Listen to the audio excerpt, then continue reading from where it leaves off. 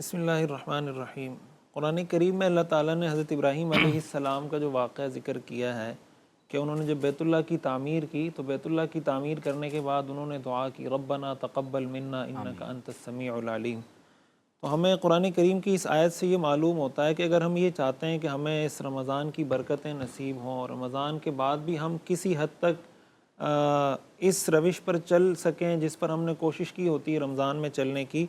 تو پہلا کام تو یہ کرنا چاہیے کہ اللہ تعالیٰ سے دعا مانگنی چاہیے اور بہت مانگنی چاہیے کہ یا اللہ جو بھی عبادات ٹوٹی پھوٹی جو بھی عبادات ہو سکی رمضان المبارک میں، اللہ اس کو قبول فرمائے۔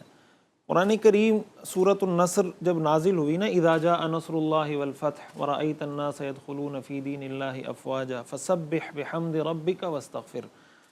تو حدیث میں آتا ہے کہ جب یہ آیت سورت نازل ہوئی تو حضرت ابوبکر صدیق رضی اللہ تعالیٰ عنہ اس پر رونے لگے، تو صحابہ حیران ہو گئے کہ اس میں تو فتح کی بشارت ہے کہ مسلمان فوج در فوج لوگ ہو جائیں گے۔ تو حضرت ابوبکر صدیق نے فرمایا کہ اس میں اصل میں اللہ کے رسول کے پردہ فرما جانے کی خبر بھی ہے، اس لیے کہ اس کا مطلب یہ ہے کہ اللہ کے رسول کو اللہ نے جن مقاصد کے لیے دنیا میں بھیجا تھا شاید اب ان مقاصد کی تکمیل ہو چکی ہے، تو اللہ تعالیٰ یہ فرما رہے ہیں فسبح بحمد ربک واستغفر، کہ اب آپ دو کام کیجئے، ایک اللہ کی حمد بیان کیجئے، ایک استغفار کیجئے۔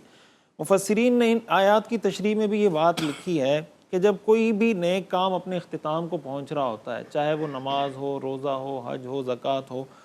تو اس کے اختتام پر بھی انسان کو ان دو چیزوں کا اہتمام کرنا چاہیے۔ ایک تو اللہ کا شکر ادا کرنا چاہیے اس بات پر کہ اللہ نے ہمیں توفیق دی، ٹھیک ہے ہم رمضان کے روزوں کا حق ادا نہیں کر سکتے، تراویح کا حق ادا نہیں کر سکتے، جتنی عبادات ہیں،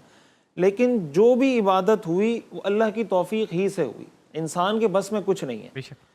اور دوسرا عمل استغفار ہے، اور استغفار کا مقصد بنیادی طور پر یہ ہوتا ہے کہ ظاہر ہے ہم حق تو ادا نہیں کر سکتے، ہم جو بھی عبادت کریں، یہی وجہ ہے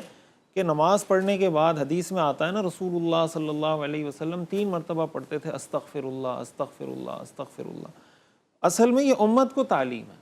امت کو تعلیم اس مقصد کے لیے کہ بھئی ہم نے نماز پڑھی، اب نماز پڑھنا اگرچہ نیکی کا کام ہے، لیکن اگر ہم نماز پڑھتے ہیں تو اللہ کی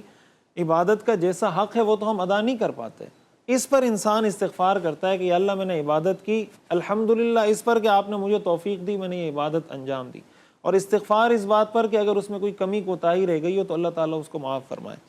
حدیث شریف میں آتا ہے رسول اللہ صلی اللہ علیہ وسلم نے ارشاد فرمایا انما الاعمال بالخواتیم، اعمال کا دار و مدار خاتمے پر ہے۔ اس میں یہ چیز بھی بڑی اہم ہوتی ہے کہ بعض اوقات رمضان بہت اچھے طریقے سے انسان گزار رہا ہوتا ہے، لیکن آخری دنوں میں بعض اوقات غفلت آ جاتی ہے، جیسے ہمارے ہاں بازاروں میں لوگ جاتے ہیں، ٹھیک ہے کوئی خریداری کے لیے جا رہا ہے، شاپنگ کے لیے جا رہا ہے،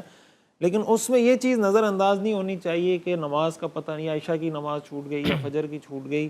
ان چیزوں کا بڑا اہتمام اس لیے کرنا چاہیے کہ یہ آخری لمحے بڑے اہم ہیں، اور حدیث میں یہ رسول اللہ صلی اللہ علیہ وسلم کا ارشاد ہے کہ رغم انفہ ثم رغم انفہ ثم رغم انفہ، کہ اس کی ناک خاک آلود ہو جائے، اس کی ناک خاک آلود ہو جائے، اس کی ناک خاک آلود ہو جائے۔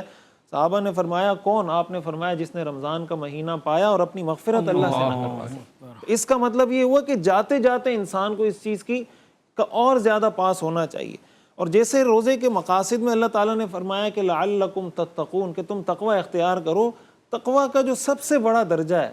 وہ کیا ہے؟ حدیث میں آتا ہے اتق المحارم تکن اعبد الناس، کہ اللہ کی حرام کی ہوئی چیزوں سے اپنے آپ کو بچاؤ تو تم سب سے بڑے عبادت گزار بن جاؤ گے۔ ہمارے ہاں بعض اوقات یہ ہوتا ہے کہ نیکی کے کام کرنے کی طرف تو لوگوں کا رجحان ہوتا ہے کہ ٹھیک ہے نماز بھی پڑھیں، روزہ بھی رکھیں، حج بھی کریں، لیکن جو گناہ کے کام ہیں، مثال کے طور پر وہ سودی معاملات میں بھی انوالو ہے، وہ کرپشن بھی کر رہا ہے، وہ جناب رشوت بھی لے رہا ہے، وہ بیوی کے حقوق بھی ادا نہیں کر پا رہا، وہ ایک برا پڑوسی بھی ہے، تو جو اللہ کے حرام کیے ہوئے کام ہیں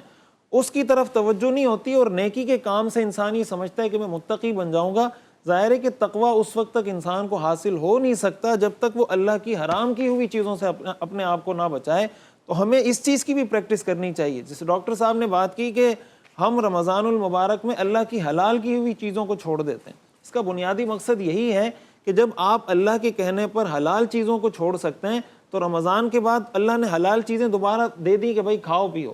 کلوا واشربوا ولا تسرفوا، لیکن اللہ نے یہ پریکٹس کروا دی کہ اب اس کا یہ فائدہ تو کم از کم ہونا چاہیے کہ اللہ کی حرام کی ہوئی چیزوں سے انسان کو بچنا چاہیے۔ تو اگر اس نیت سے، اس ویژن کے ساتھ آدمی رمضان کے آخری لمحات کو بھی گزارے، یہ نیت بھی کرے، علماء نے لکھا ہے کہ رمضان کی قبولیت کی ایک علامت یہ ہے کہ آپ کی رمضان سے پہلے کی زندگی اور رمضان کے بعد کی زندگی میں کوئی فرق ہونا چاہیے کہ رمضان میں جو آپ نے پریکٹس کی، جو ٹریننگ حاصل کی، اس کا اثر ہماری پریکٹیکل لائف میں ہمیں نظر آنا چاہیے۔